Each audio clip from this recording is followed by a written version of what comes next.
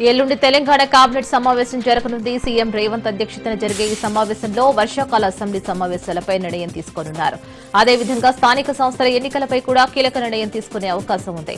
Kaleshwaram project అవకతవకలపై నియమించిన justice PC Ghosh commission ఇచ్చిన నివేదికపై చర్చించి నిర్ణయం తీసుకోనున్నారు. కాళేశ్వరం కమిటీపై కమిషన్ ఇచ్చిన నివేదికపై అధ్యయనం చేయడానికి కూడా ప్రభుత్వం కమిటీని నియమించింది. కమిటీలో సభ్యులుగా నీటిపారుదల శాఖ సెక్రటరీ సభ్యులుగా జీఏడీ సెక్రటరీ, న్యాయశాఖ సెక్రటరీని ప్రభుత్వం నియమించింది. ఈ కమిటీ అధ్యయనం చేసి ప్రభుత్వానికి నివేదిక సమర్పించనుంది. ఈ నివేదిక మేరకు కమిషన్ నివేదికలో ఏదైనా అవకతవకలు ఉన్నట్లు తేలితే చర్యలు తీసుకునేందుకు కూడా ప్రభుత్వం సిద్దమవుతున్నట్లు తెలిసిందే.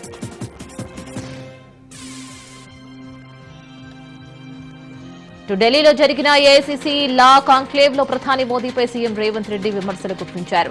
మోదీ తన కుర్చీ వదులుకోవడానికి సిద్దంగా లేరని అన్నారు. 75 ఏళ్ల తర్వాత పదవి వదులుకోవాలని మోహన్ భగవత్ అన్నారు. మోదీ మాత్రం తన కుర్చీ వదులుకోవడం లేదని అన్నారు. అద్వానీ, మురళీ మనోహర్ జోషికి వర్తించిన వయసు మోదీకి వర్తించదా అని ప్రశ్నించారు. కాంగ్రెస్ మాత్రమే మోదీని కుర్చీ నుంచి దింపగలదన్న రేవంత్, మోదీని ఓడిస్తాం, దేశాన్ని, రాజ్యాంగాన్ని కాపాడతామని అన్నారు.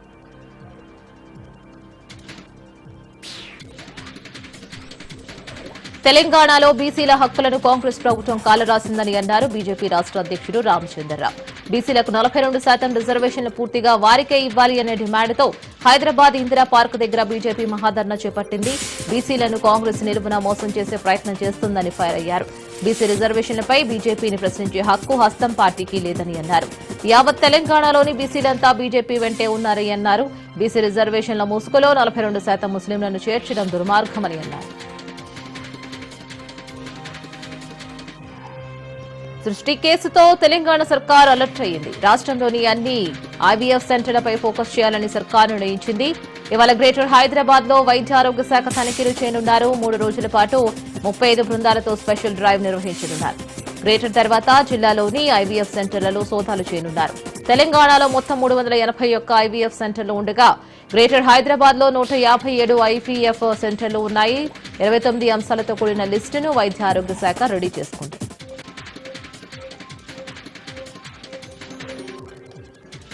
సృష్టి టెస్ట్ ట్యూబ్ బేబీ సెంటర్ ఆగడాలు ఒక్కొక్కటిగా వెలుగులోకి వస్తున్నాయి. నిన్న సృష్టి సెంటర్ నిర్వాహకురాలు డాక్టర్ నమ్రతను విచారించిన పోలీసులు ఇవాళ మరోసారి కస్టడీలోకి తీసుకోనున్నారు. రెండో రోజు నమ్రతను ప్రశ్నించనున్నారు. తొలి రోజు కొన్ని ప్రశ్నలకు డాక్టర్ నమ్రత సమాధానం చెప్పలేదని తెలుస్తోంది. ఏఎన్ఎంలు, ఆశా వర్కర్ల పాత్రపై పోలీసులు ఆరా తీస్తున్నారు. పిల్లలను కేవలం దత్తత ఇచ్చానని నమ్రత చెబుతోంది. ఐఏఎస్ అజయ్ కల్లం, ఐపీఎస్ సీతారామాంజనేయులు పై నమ్రత చేసిన ఆరోపణలపై పోలీసులు దర్యాప్తు చేస్తున్నారు.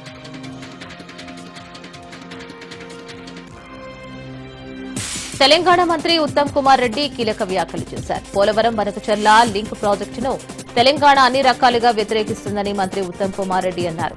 బనకచర్లపై ఏపీ మంత్రి లోకేష్ వ్యాఖ్యలు సరైనవి కావు అని అన్నారు. లోకేష్ వ్యాఖ్యలను ఖండిస్తున్నామని అన్నారు మంత్రి. పోలవరం బనకచర్ల పర్యావరణ అలాగే జీఆర్ఎంపీ వ్యతిరేకించిందని అన్నారు. నేనే స్వయంగా నా లెటర్ హెడ్ తో కేంద్రానికి లేఖలు రాశానని అన్నారు. బనకచర్లను ఆపేందుకు తెలంగాణ ప్రభుత్వం అన్ని రకాల చర్యలు తీసుకుంటుందని అన్నారు. బీజేపీ బీసీ ధర్నాపై మంత్రి పొన్నం ప్రభాకర్ విమర్శలు గుప్పించారు. బీజేపీ కడుపులో కత్తులు పెట్టుకుని అలుముకునే ప్రయత్నం చేస్తుందని అన్నారు. బీసీ రిజర్వేషన్లపై చిత్తశుద్దితో పనిచేస్తున్నామని అన్నారు. శాసనసభలో చట్టం చేసి గవర్నర్, రాష్ట్రపతికి పంపామని అన్నారు. రాష్ట్రపతి ఆమోదం పొందాల్సిన బిల్లును బీజేపీ అడ్డుకునే కుట్ర చేస్తుందని అన్నారు. ముస్లింల పేరు మీద బీసీ బిల్లును అడ్డుకుంటున్నారని ఫైర్ అయ్యారు. బలహీన వర్గాల వ్యతిరేకించిన రామచంద్రరావు అని బీసీ సంఘాలు, మేధావులు 42% రిజర్వేషన్ కోసం ముందుకు కదలాలని కూడా పిలుపునిచ్చారు. కేంద్రంలో అధికారంలో ఉండి ధర్నాలు చేస్తే ప్రజలు నవ్వుకుంటారని కూడా ఫైర్ అయ్యారు. ఏపీలో అన్నదాత సుఖీభవ పథకం ప్రారంభమైంది. ప్రకాశం జిల్లా దర్శి మండలం తూర్పు వీరాయపాలెంలో అన్నదాత సుఖీభవ పథకాన్ని సీఎం చంద్రబాబు ప్రారంభించారు.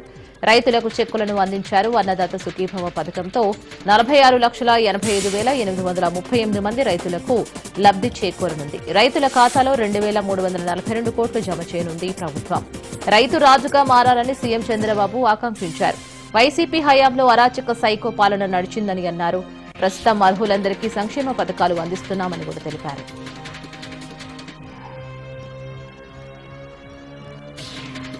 శ్రీ సత్యసాయి జిల్లా కేంద్రం పుట్టపర్తిలో టీడీపీ నేతలు సీఎం చంద్రబాబు చిత్రపటానికి పాలాభిషేకం నిర్వహించారు. రాష్ట్ర ప్రభుత్వం అన్నదాత సుఖీభవ పథకాన్ని ప్రారంభించడం గొప్ప విషయమని అన్నారు. అలాగే కేంద్ర ప్రభుత్వం ఇదో రోజు పీఎం కిసాన్ కింద రైతుల బ్యాంకు ఖాతాల్లో 7,000 నగదు జమ చేయడంతో రైతుల ఉత్సాహంలో మునిగిపోయారని కూడా తెలిపారు. ఈ సందర్భంగా స్థానిక హనుమాన్ సర్కిల్లో రైతులతో కలిసి ముఖ్యమంత్రి చిత్రపటానికి పాలాభిషేకం చేసి తెదేపా నాయకులు ఆనందం వ్యక్తం చేశారు. ఎన్నికల ముందు ఇచ్చిన హామీ మేరకు ముఖ్యమంత్రి చంద్రబాబు నాయుడు రైతుల సంక్షేమం పట్ల నిబద్ధతను నిలబెట్టుకున్నారని తెలిపారు. పీఎం కిసాన్ పథకంతో సమన్వయం చేస్తూ అన్నదాత సుఖీభవను అమలు చేయడం ద్వారా చంద్రన్న రైతు బాంధవుడిగా నిలిచారని కూడా తెలిపారు. శ్రీ సత్యసాయి జిల్లా కదిరిలోని ఆచార్య ఎన్జీ రంగ వ్యవసాయ పరిశోధన కేంద్రంలో అన్నదాత సుఖీభవ పీఎం కిసాన్ పథకం ప్రారంభ కార్యక్రమంలో ఎమ్మెల్యే కందికుంట వెంకటప్రసాద్ పాల్గొన్నారు. 40,000 అన్నదాతల కళ్లల్లో ఆనందం నింపుతూ రైతుల ఇళ్లలో పండుగ వాతావరణం తెస్తూ అన్నదాత సుఖీభవ పథకాన్ని సీఎం చంద్రబాబు ప్రారంభించారని ఎమ్మెల్యే కందికుంట వెంకటప్రసాద్ తెలిపారు. సూపర్ 6 హామీల్లో మరొక హామీని విజయవంతంగా కూటమి ప్రభుత్వం నెరవేర్చిందని కూడా అన్నారు. ఈ కార్యక్రమంలో ఆర్డీఓ వివిఎస్ శర్మ, కదిరి నియోజకవర్గ పరిశీలకులు వహీద్ హుసేన్ తదితరులు పాల్గొన్నారు.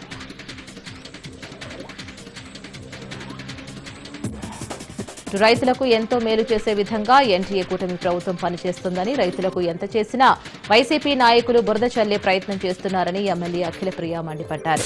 నంద్యాల జిల్లాలో ఆమె మీడియాతో మాట్లాడుతూ కష్టకాలంలో రైతులకు నీరు అందించిన ఘనత ఎన్డీఏ కూటమి ప్రభుత్వానిదేనని తెలిపారు.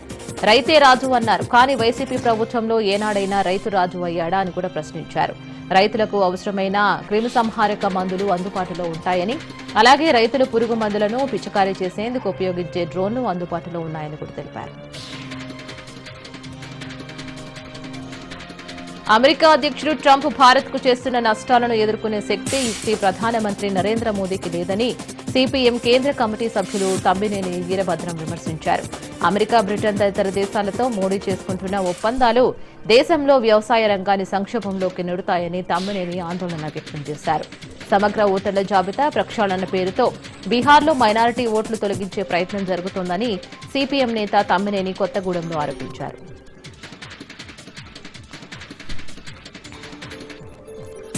తెలంగాణ స్థానిక సంస్థల ఎన్నికల్లో రాజకీయ లబ్ధి పొందేందుకే బీఆర్ఎస్ ఆంధ్రలోని బనకచెర్ల ప్రాజెక్టును వివాదాస్పదం చేస్తుందని ఏపీ జలవనరుల మంత్రి నిమ్మల రామానాయుడు ధ్వజమెత్తారు.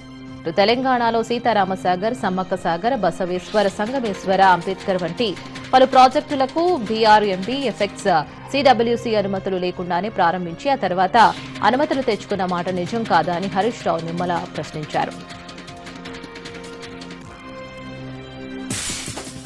మహిళా సాధికారత కోసం తీసిన భగవంత కేసరి సినిమాకు జాతీయ అవార్డు రావడం సంతోషంగా ఉందని సినీ నటుడు నందమూరి బాలకృష్ణ సంతోషం వ్యక్తం చేశారు. ఇకపై తాను తీయబోయే సినిమాలలో సమాజానికి సంబంధించిన మంచి సందేశాలు ఉంటాయని బాలయ్య బాబు స్పష్టం చేశారు. అమరావతిలో ఈ నెల 13వ తేదీన బసవతారకం క్యాన్సర్ ఆసుపత్రికి సంబంధించి ముఖ్యమంత్రి చంద్రబాబు నాయుడు శంకుస్థాపన కార్యక్రమాలకు సంబంధించిన ఏర్పాట్లను Hindupuram MLA Basavatarakam trust chairman Balakrishna పరిశీలించారు.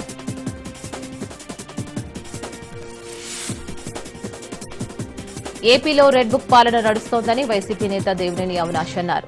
వైసీపీ నేతలపై అన్యాయంగా కేసులు బనాయిస్తున్న కూటమి సర్కార్పై తిరుగుబాటు తప్పదని అవినాష్ హెచ్చరించారు. వైసీపీ పార్టీ కార్యకర్త చనిపోతే కుటుంబాలను పరామర్శించేందుకు జగన్ రాకుండా ప్రభుత్వం అడ్డుకుంటుందని పల్నాడు జిల్లా సత్తెనపల్లిలో అవినాష్ ఆగ్రహం వ్యక్తం చేశారు. కూటమి ప్రభుత్వంలో జరుగుతున్న హింస భరించలేక ప్రజలు మళ్లీ జగన్ రావాలని కోరుకుంటున్నారని అవినాష్ అన్నారు.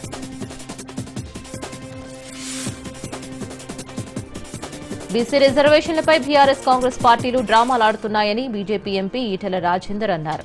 బీసీలకు బీఆర్ఎస్ అధ్యక్ష పదవి ఇచ్చే అవకాశం లేదని, అలాగే బలహీన వర్గాలకు కాంగ్రెస్ పార్టీ సీఎం సీటు ఇచ్చే ఛాన్స్ లేదని ఈటెల విమర్శించారు.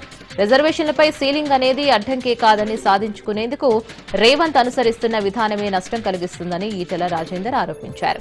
బీసీలకు 42% రిజర్వేషన్లు అమలు చేయకుంటే రేవంత్ రెడ్డి భర్తం పడతామని ఇందిరా పార్కు దగ్గర నిర్వహించిన ధర్నాలో బీజేపీ నేతలు హెచ్చరించారు.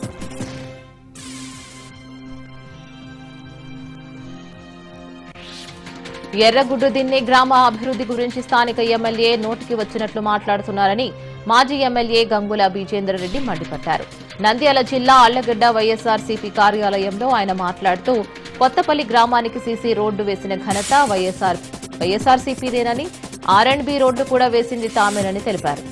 ఇప్పటికే అభివృద్ధి చేసింది ఎవరు అని తెలుసుకుని మాట్లాడాలని కూడా ఎమ్మెల్యే భూమా అఖిలప్రియకు హితవు పలికారు. స్థానిక ఎమ్మెల్యే ఇప్పటికైనా అబద్దాలు చెప్పడం మానుకోవాలని, ఏదైనా ఉంటే ఆధారాలతో సహా నిరూపించాలని కూడా హెచ్చరించారు. పీసీసీ చీఫ్ మహేష్ కుమార్ గౌడ్ కీలక వ్యాఖ్యలు చేశారు. కేసీఆర్ దోషి అని కాళేశ్వరం కమిషన్ చెప్పింది. ప్రాజెక్టు పేరుతో లక్షల కోట్ల రూపాయలు వృధా చేసి అప్పుల పాలు చేశారని కూడా తెలిసిందని అన్నారు. తనకి ఇష్టం ఉన్న చోట ప్రాజెక్టు కట్టాలని కేసీఆర్ ఆదేశాలు ఇచ్చారని అన్నారు. ఇక 2 పిల్లర్లు కుంగాయని అంటున్నారు. ఇది సామాన్య విషయమా అని కూడా ఘాటు వ్యాఖ్యలు చేశారు. ఇక ఈ కార్ రేసులో కేటీఆర్ అవినీతికి పాల్పడలేదా? ప్రభుత్వ సొమ్ము తిన్న వాళ్లు కక్కక తప్పదు అని మహేష్ కుమార్ గౌడ్ తీవ్ర స్థాయిలో స్పందించారు.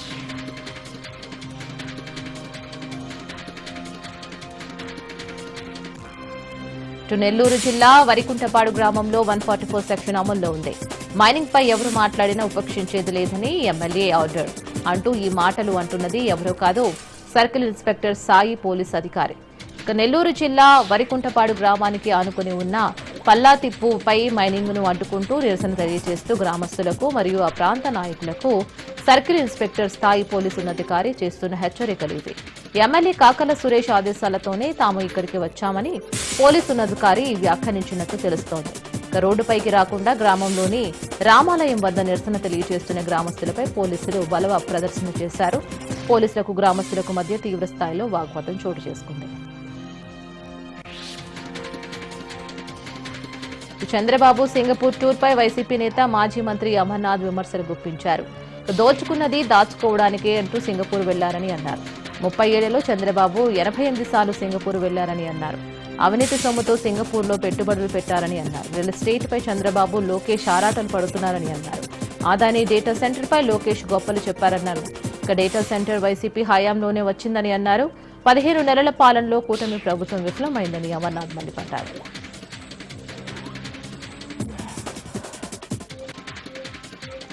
హైదరాబాద్ లో పండగ సాయన్న జయంతి ఉత్సవాలు జరిగాయి.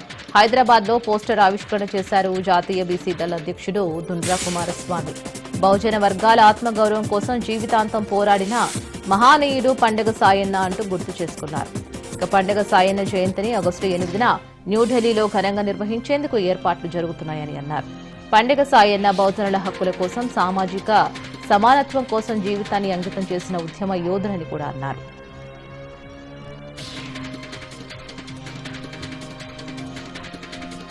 ఏలూరు జిల్లా పోలవరం జనసేన ఎమ్మెల్యే చిరి బాలరాజుపై ఇద్దరు కూటమి నేతలు అలాగే ఫోన్ సంభాషణ సోషల్ మీడియాలో వైరల్ గా మారింది.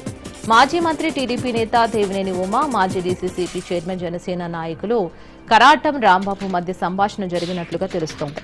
పోలవరం ఎమ్మెల్యే చిర్రి బాలరాజు అవినీతిపై ఉమా, రాంబాబు మాట్లాడుకున్నారు. ఏడాదిలోనే 100 కోట్లు దోచేశారని ఆ కాల్లోనే ఉమా ప్రస్తావించారు. పవన్ కు ఇవన్నీ తెలుసా అని రాంబాబును ఉమా అడిగారు. అయితే ఇప్పటికీ జనసేన చీఫ్ పవన్ కు తనకు ఫోన్ చేయలేదని కరాటం రాంబాబు అన్నారు. ఈ ఆడియో ఇప్పుడు సోషల్ మీడియాలో చర్చనీయాంశంగా మారింది.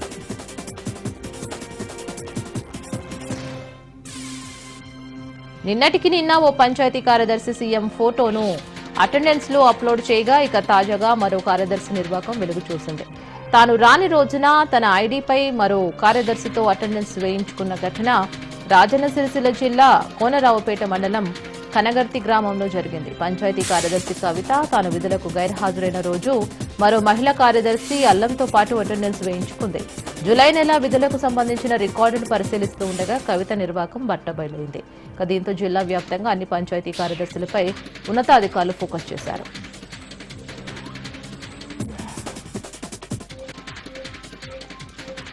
తెలంగాణలో కాంగ్రెస్ జనహిత పాదయాత్ర కొనసాగుతుంది.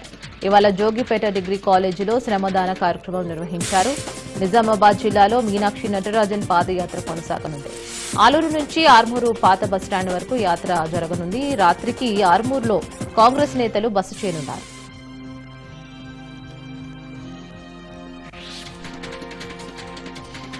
నెల్లూరు జిల్లా ఎస్ఆర్ కాలేజీలో విద్యార్థులు నిరసన బాటపట్టారు. మౌలిక వసతులు కరువయ్యాయంటూ ఆందోళన దిగారు. విద్యార్థుల నిరసనకు ఏబీవీపీ మద్దతు తెలిపింది. స్టూడెంట్స్ నుంచి లక్షల్లో ఫీజులు వసూలు చేసి కనీస సౌకర్యాలు కల్పించడంలో యాజమాన్యం దారుణంగా విఫలమైందని ఏబీవీపీ నేతలు మండిపడ్డారు. వాష్రూమ్స్ కి డోర్స్ కూడా ఏర్పాటు చేయని దుస్థితి నెలకొని అన్నారు. నాణ్యమైన భోజనం అందించడం లేదని అన్నారు. తక్షణమే విద్యార్థుల సమస్యలు పరిష్కరించాలని ఏబీవీపీ నేతలు డిమాండ్ చేశారు.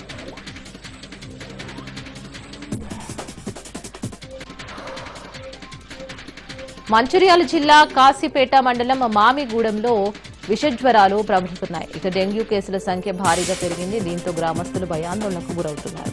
గ్రామం మొత్తం జ్వరాల బారిన పడడంతో వైద్య శాఖ అధికారులు మెడికల్ క్యాంపు ఏర్పాటు చేశారు. పారిశుద్ధ్యం లోపించడం వల్లే ఈ గ్రామంలో విషజ్వరాలు ప్రబలుతున్నాయని వైద్య శాఖ అధికారులు చెబుతున్నారు. మెరుగైన వైద్య సేవలు అందించాలని గ్రామస్తులు కోరుతున్నారు.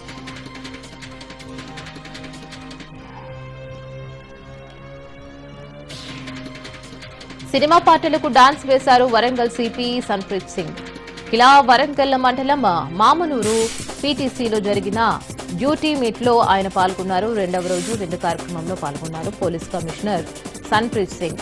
ఇక సిపితో పాటు అక్కడ పాల్గొన్న ఉన్నతాధికారులు, పోలీస్ సిబ్బంది, పోలీసు ఉన్నతాధికారులు స్టెప్పులు వేసి ఎంజాయ్ చేశారు. నిత్యం డ్యూటీలో ఉండే వీళ్ళకి ఈ ప్రోగ్రాం కాస్త విరామంతో పాటు ఉత్సాహాన్ని ఇచ్చిందని తెలుస్తోంది.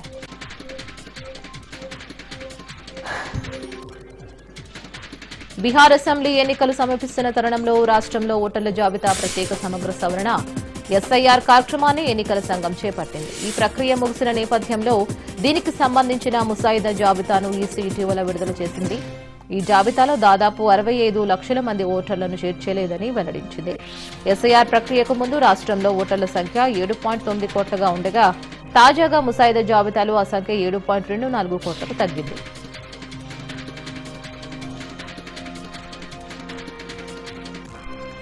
అనకాపల్లి జిల్లా మాకవరపాలెం మండలంలో రాచపల్లి జంక్షన్ వద్ద శనివారం 1.5 విలువ చేసి 370 కేజీల గంజాయిని స్వాధీనం చేసుకున్నారు. 2 కార్లు, 1 స్కూటీ, 5 సెల్ ఫోన్లు స్వాధీనం చేసుకుని 4గురిని అరెస్ట్ చేసినట్లు మాకవరపాలెం పోలీసులు తెలిపారు.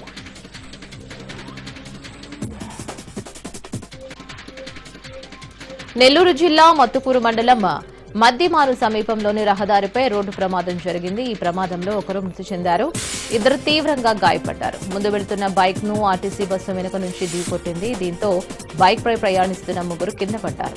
వారిలో ఒకరు అక్కడికక్కడే మృతి చెందారు, 2 తీవ్రంగా గాయపడగా వారిని హాస్పిటల్కు తరలించారు. రైతుల సంక్షేమమే తెలుగుదేశం పార్టీ ధ్యేయమని ఎమ్మెల్యే కన్నా లక్ష్మీనారాయణ అన్నారు. రైతు పక్షపాత ప్రభుత్వం కూటమి ప్రభుత్వం అని తెలిపారు. పల్నాడు జిల్లా సత్తెనపల్లి వ్యవసాయ మార్కెట్ యార్డులో పొగాకు కొనుగోలు కేంద్రాన్ని ఆయన ప్రారంభించారు. పొగాకు రైతుల అభివృద్ధికి కూటమి ప్రభుత్వం కట్టుబడి ఉందని కూడా తెలిపారు. ప్రతి ఒక్క రైతు వద్ద ఉన్న పొగాకును కొనుగోలు చేసేందుకు మంత్రి చంద్రబాబు నాయుడు కృషి చేస్తున్నారని ఎమ్మెల్యే కన్నా తెలిపారు.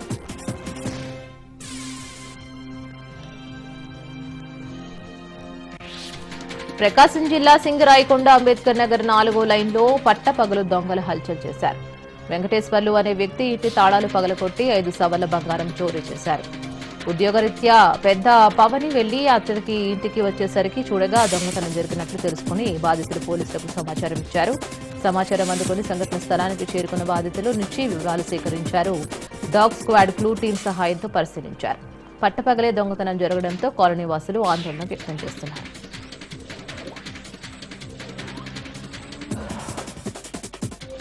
కృష్ణా జిల్లా పెద్దపారుపూడిలో మాజీ ఎమ్మెల్యే ఖైలే అనిల్ కుమార్ ఆధ్వర్యంలో రైతన్నకు అండగా కార్యక్రమం నిర్వహించారు. ఈ రాష్ట్రంలో ప్రస్తుత పరిపాలన ఇందిరాగాంధీ హయాంలో ఎమర్జెన్సీని మించిపోయిందని మాజీ ఎమ్మెల్యే ఖైలే అనిల్ కుమార్ విమర్శించారు. కూటమి ప్రభుత్వం వచ్చాక రైతులకు సమస్యలను సృష్టిస్తుందని, ప్రభుత్వం రైతులను పట్టించుకోవడం లేదని తెలిపారు.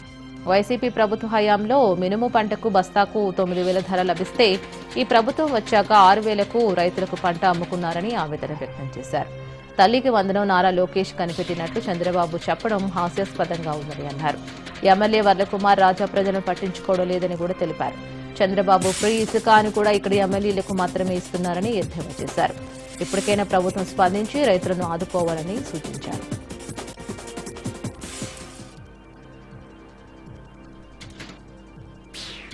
ద్వారకా తిరుమల శ్రీనివాస గోవింద వెంకటరమణ గోవింద అంటూ స్వామివారి ఆలయానికి వచ్చిన పలువురు యాత్రికులు భక్తి విశ్వాసాలతో తమ మొక్కుబడులు తీర్చుకున్నారు. స్వామివారికి ప్రీతికరమైన రోజు శనివారం, అందులోనూ శ్రావణ మాసం కావడంతో ఆలయానికి దాదాపు 10 నుంచి 15,000 మంది వరకు యాత్రికులు వచ్చి స్వామి అమ్మవార్లను దర్శించుకున్నారు. శ్రీవారి దర్శనానికి సుమారు గంట సమయం పడుతుంది. శ్రీవారి వైకుంఠ క్యూ కాంప్లెక్స్ లో 5 కంపార్ట్మెంట్లు భక్తులతో నిండిపోయాయి. ఆలయానికి వచ్చిన పలువురు యాత్రికులు ముందుగా కేశ ఖండనాశాలలో మొక్కుబడులు తీర్చుకున్నారు. దర్శనానంతరం వారంతా స్వామివారి ఉచిత అన్న ప్రసాదాన్ని స్వీకరించారు. అలాగే స్వామివారి నిత్య కళ్యాణంలో 100 జంటలు పాల్గొన్నాయి. భక్తులు గోవింద నామస్మరణలో ఆలయ పరిసరాలు ఆధ్యాత్మిక శోభను సంతరించుకున్నాయి.